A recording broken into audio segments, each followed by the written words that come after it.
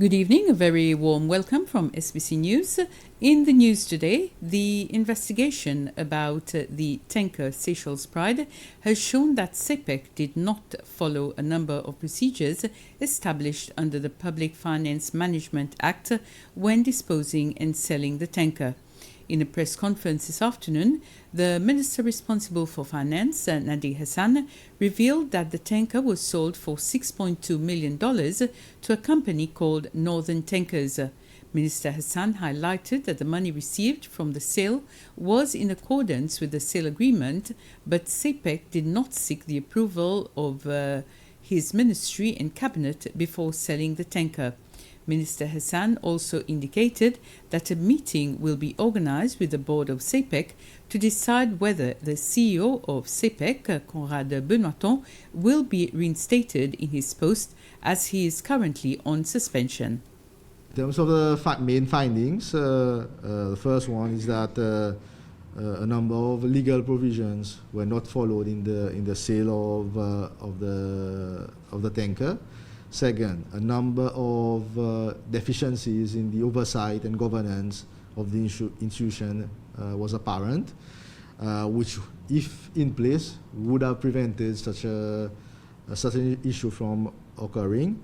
A third is that from the records that PMC has been able to verify, all monies that were, in terms of the sale agreement, were received in a special account which had been set up to receive money from the transaction. Again, to note here that the proper authority was not received from the board to open that account. The Anti-Corruption Commission, the ACCS, has charged the 8th person arrested in the case of the missing $50 million. ACCS has charged 41-year-old Farine Rajan on 2 counts, money laundering and concealment of property. She's the person that the first accused in this case, Mukesh Valabji, has given power of attorney over his bank accounts and businesses registered under his name. Chief Justice Ronnie Govindan has remanded her in custody at the request of ACCS's lawyer, and she will reappear in court on the 4th of March. Supreme Court Justice Melchior Vidot has granted the ACCS Anti-Corruption Commission and the Office of the Attorney General 14 days to gather the documents to be made available to the defendants Rosenda Alcedor, Ethan Alexander and Richard Charlotte, so that they prepare their defense.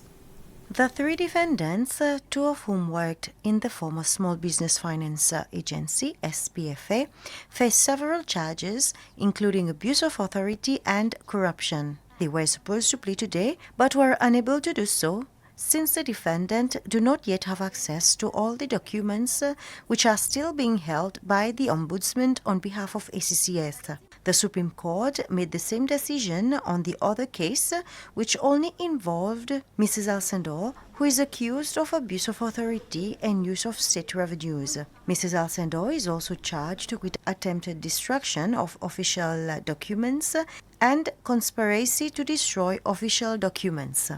His companion, Richard Charlotte, is also accused of conspiracy to destroy official documents. As for Mr. Alexander, he faces the charge of abuse of authority and corruption.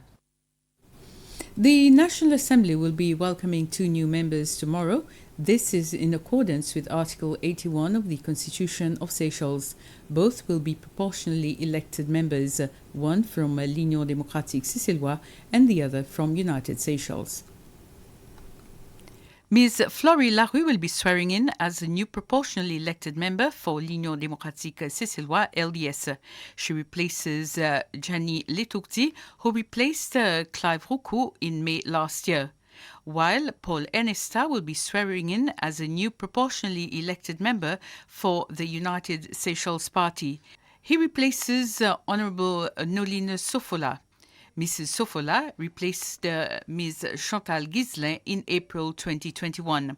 Both Ms. Larue and Mr. Ernesta were members of the 6th cohort of the National Assembly. The swearing-in of the 2 new members will take place at 3:30 tomorrow afternoon. President Wavel Ramkalawan will tomorrow also be in the National Assembly to deliver his speech on the State of the Nation. The address at 5 p.m. will be live on SBC1, Radio Sicile and YouTube. The Ministry of Health says that the downward trend in the daily number of cases of COVID-19, which started 4 weeks ago, continues. There are currently 540 active cases in the country. 397 are on Mahé, 115 on Praslin, 12 on La Digue, and 16 on other islands. 160 persons have so far died of COVID-19 related illnesses, while the total number of COVID-19 cases recorded to date is 39,181. The Agricultural Agency, in collaboration with the Creole Academy, has published a training and information guide on apiculture as a learning tool for people involved in beekeeping. The guide, which is in Creole, provides information on starting and maintaining bee colonies, the treatment of pests and predators, ways to collect and treat honey, and other byproducts such as wax. The publication is part of activities to mark International Mother Language Day, celebrated under the theme Using Technology for Multilingual Learning. The Secretary General for UNESCO in Seychelles, Vicky Michel, has said that technology provided numerous means to protect multilingual diversity.